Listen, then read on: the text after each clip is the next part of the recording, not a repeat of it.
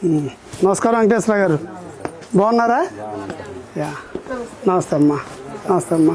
నమస్తే అండి, బాగున్నారా? నాగేశ్వరరావు గారు కదా? నమస్కారం తల్లి. కదా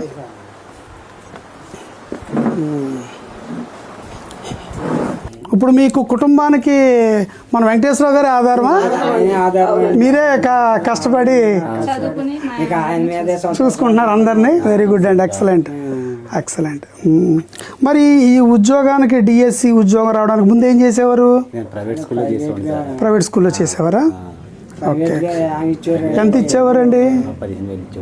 ఒక 15,000 వచ్చాయి ప్రైవేట్గా చదివా చేసేవారు. ఇంకా తర్వాత డిఎస్సి రాయడం. Okay okay. అంటే ఇప్పుడు 2018లో మిస్ అయిన మీరు మళ్ళీ ఇప్పటి వరకు లేదు, మధ్యలో అదేలే జగన్మోహన్ రెడ్డి గారి హయాంలో ఒక్క పోస్ట్ కూడా తీలే.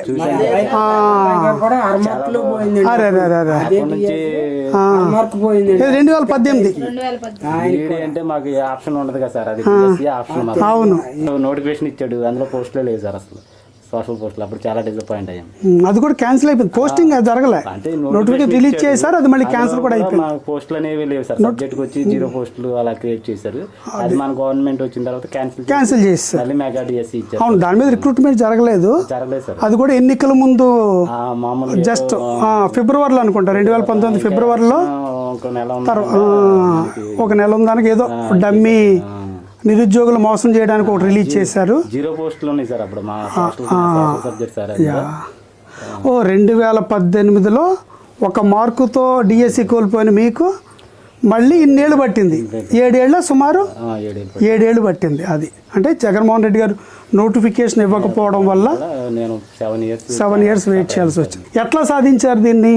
అదే సార్, నేను 2018 నుంచి కూడా మ్యారేజ్ తీసుకున్నాను సార్. అది మిస్ అయిపోయిన తర్వాత ఆ తర్వాత ఇద్దరు పిల్లలు పుట్టారు సార్. నాకు మార్నింగ్ స్కూల్కి వెళ్తూ ఉండేవాడిని, ఈవినింగ్ 1 hour 2 hours అలా సెట్ చేసుకుంటూ, అంటే టైం సెట్ చేసుకుని పిల్లల్ని చూసుకుంటూ ఫ్యామిలీని చూసుకుంటూ నైట్ టైం 1 hour 2 అంటే ప్రైవేట్ స్కూల్ అనేటప్పటికి మనకి అంత టైం అనేది ఉండదు సార్, కొంచెం పని ఒత్తిడి కూడా ఉంటుంది కాబట్టి ఆ ఉన్న టైంని చూసుకుంటూ నేను ఫ్యామిలీస్ని కూడా కొంచెం చూసుకుంటూ అమ్మగారు నాన్నగారిని. అంటే అటు ప్రైవేటు ఉద్యోగం చేసుకుంటూ ఇటు పిల్లలు జాగ్రత్తగా చూసుకుంటూ, మీ భార్య ఏమో వారు అక్కడ వీడ్ హాస్పిటల్లో ఆవిడ జాబ్ చేస్తూ ఓ పక్కన ఇన్నిట్ల మధ్య ఫ్యామిలీ అంతా రన్ అవ్వడం కష్టం సార్. మనకి జాబ్ 6 నెలల పిల్లలను చూసుకుంటూ నైట్ డ్యూటీలకి వెళ్ళేవారు ఆవిడ. చాలా అసలు చాలా మంచి పోరాటం అండి మీది. ఈ విజయం వెనకాల చాలా నిద్రలేని రాత్రులు, చాలా కష్టాలు.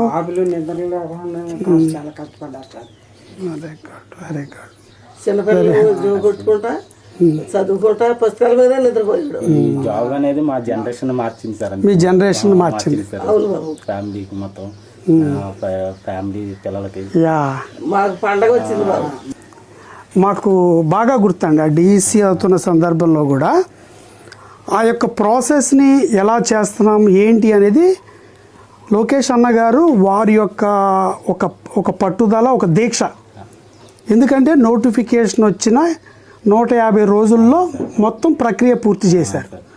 జగన్మోహన్ రెడ్డి గారు కేసు మీద కేసు దాదాపు 200 కేసులు దాని మీద పైచిలుకు వేస్తే కేసులు చిక్కుముడులన్నీ విప్పుకుంటూ వచ్చి ఒక చాలా పారదర్శకంగా ఆ ప్రక్రియని చేపట్టారు. కాబట్టి ఈ రోజున వెంకటేశ్వరరావు గారు లాంటి మీలాంటి ఒక దళిత కుటుంబంలో పుట్టిన ఒక సాధారణమైన కష్టజీవిని ఈ విజయం వరించింది. ఇది నిజంగా అమ్మా వెరీ గుడ్. ఈ తరం మారిపోయింది కదా తల్లి. ఇప్పుడు మీరు కూలీ నాలి చేసుకుని మనం బతికాము, మన పిల్లలు కూడా ఇంచుమించు అదే పరిస్థితి. ఆయనకు ఇప్పుడు వెంకటేశ్వరరావు గారికి ఒక ప్రభుత్వ ఉద్యోగం డిఎస్సిలో టీచర్ అవడం వల్ల ఆయన చుట్టుపక్కల మీరు వాళ్ళ పిల్లలు మొత్తం మన జీవన విధానం మారిపోద్ది కదా, మారిపోయింది కదా. ఆయన ఒక్కడ కష్టం, ప్రభుత్వం యొక్క గొప్ప చేసిన అవకాశం. ఇప్పుడు మీరు నాదొక మా ప్రశ్న వెంకటేశ్వరరావు గారు, ఇప్పుడు మీరే అన్నారు 2018లో నాకు 1 మార్కుతో నేను విజయం దగ్గరికి వచ్చి కోల్పోయాను అని. అంటే మళ్ళీ మీరు ఆ విజయాన్ని రావడానికి సుమారు 2019, 20, 21, 22, 23, 24 అంటే 25లో అంటే సుమారు 7 సంవత్సరాల ఎదురుచూపులు 7 సంవత్సరాల కష్టం ఇదంతా దాగి ఉంది కదా. మరి అదే జగన్మోహన్ రెడ్డి ఇప్పుడు మీరు చేసిన నియామకం తనేమి చేయలేదు, ఒక్క పోస్ట్ కూడా తీయలేదు, నోటిఫికేషన్ లేదు. మీలాంటి ఎదురు చూస్తున్న చాలామంది నిరుద్యోగుల కడుపు కొట్టాడు, వాళ్ళ కన్నీళ్ళకి కారణమయ్యాడు. మళ్ళీ ఇప్పుడు అతనే డిఎస్సి నియామకమే తప్పుడు తడక అని దాని మీద ఒక ఉద్యమం చేస్తున్నాడు. మీ ఆలోచన ఏమనిపిస్తుంది అది చూసినప్పుడు? జగన్మోహన్ రెడ్డి చేస్తున్న ఈ దొంగ దీక్షలు వీటిని చూసినప్పుడు మీకు ఏమనిపిస్తుంది? అంటే నేను రాత్రులు పగలు చదివి కష్టపడి చదివి నా ఫలితాన్ని అవమానించిన, అంటే నేను కష్టపడి అవమానించినట్టే సార్ నేను. ఎందుకంటే నా చిన్నప్పటి నుంచి మా నాన్నగారు కోరిక అది నెరవేరిన తర్వాత కూడా నేను 10 సంవత్సరాలు అంటే అలా కష్టపడిన తర్వాత కూడా మళ్ళీ జాబ్లో జాయిన్ అయ్యి 10 నెలలు అయిపోయింది. 10 నెలల తర్వాత కూడా నువ్వు కరెక్ట్ మార్గంలో రాలేదు అంటే చాలా నిద్ర పట్టిన రోజులు కూడా ఉన్నాయి సార్, 2-3 రోజులు బట్టి. ఎందుకంటే మేము కష్టపడి చదువుకుని రూపాయి కూడా ఎవరికి ఇవ్వలేని పరిస్థితిలో ఉన్న పొజిషన్లో జాబ్ వచ్చింది.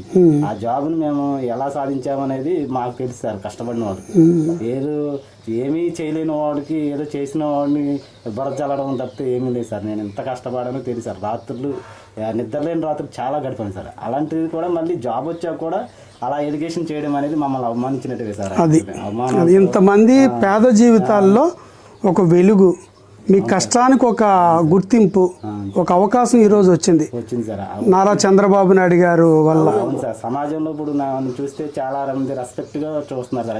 జాబు అనేటప్పటికి కొంచెం రెస్పెక్ట్, ఆ రెస్పెక్ట్ ని ఏంటంటే బయటకు వెళ్ళేటప్పటికి దాన్ని బురద అంటే ఏదో అవమానించినట్టుగా, ఆ గౌరవాన్ని అవమానిస్తున్నారు, కష్టాన్ని అవమానిస్తున్నారు సార్.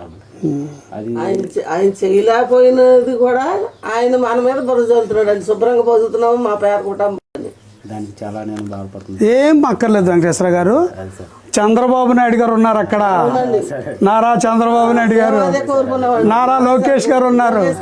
ఏమి వీళ్ళ యొక్క దొంగ ఉద్యమాలు, దొంగ దీక్షలకి వీళ్ళన్నిటికీ వెనకడిగేసేవాళ్ళు కాదు. ధైర్యంగా ఉండండి. చంద్రబాబు నాయుడు గారు ఉన్నారు, మనకి నారా లోకేష్ అన్న ఉన్నారు, శాసనసభ్యుడిగా నేనున్నాను. ఏగ వాళ్ళనివ్వం. మీ విజయాన్ని అవమానపరిస్తే కూడా ఊరుకోము. ప్రజాస్వామ్యబద్ధంగా ప్రజాస్వామ్య వ్యవస్థలో ఓకే కొన్ని విషయాల్లో భరించాలి కాబట్టి భరిస్తున్నాం అంతే. ఈ రోజున మీరు పడ్డ కష్టాలను వాళ్ళు అవమానపరుస్తుంటే మాకు గుండె రగిలిపోతుంది. ఇంతమంది పేదలు ఈ రోజున ఎంత దుర్మార్గుడయ్యా అంటే అతను తనకు 5 ఏళ్ల కాలంలో ఒక నోటిఫికేషన్ లేదు, ఒక ఉద్యోగం లేదు. మీరే మంచి ఉదాహరణ. 2018లో ఒక్క మార్కుతో కోల్పోతే మళ్ళీ కనుక నోటిఫికేషన్ వచ్చింటే ఈ పాటికి మీరు ఉద్యోగంగా కొంత ఆర్థికంగా కూడా వెసులుబాటు వచ్చి ఉండేది. కేవలం అతను రావడం వల్ల మీది వెనకబడిపోయింది. కాబట్టి ధైర్యంగా ఉండండి. ఖచ్చితంగా మేమందరం ఉన్నాం. మా అందరికంటే మనందరికంటే దేవుడు లాంటి వారు నారా చంద్రబాబు నాయుడు గారు. ఆయన ఎంత గొప్పవారంటే తల్లి, మొత్తం ఆయన హయాంలోనే 196,620 మందికి ఉద్యోగాలు వచ్చినాయి. డిఎస్సి ద్వారా టీచర్ ఉద్యోగం ఆయన హయాంలోనే 196,000 పైచిలకు. ఈరోజు ఆంధ్రప్రదేశ్ రాష్ట్రంలో మీరు ఏ టీచర్ని కదిపినా మీకు ఎప్పుడు ఉద్యోగం వచ్చిందా అంటే చంద్రబాబు నాయుడు గారు.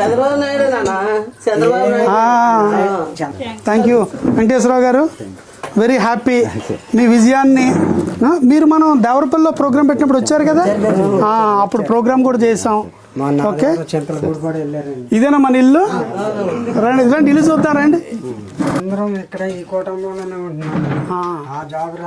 మీరు ఏ రూమ్ లో కూర్చొని చదువుకున్నారు? ఇదేనా? ఇదేనా మీరు విజయం సాధించిన రూము? ఇవి దానికి సంబంధించినవేనా? Okay okay. ఎక్కడే కూర్చున్నావరా?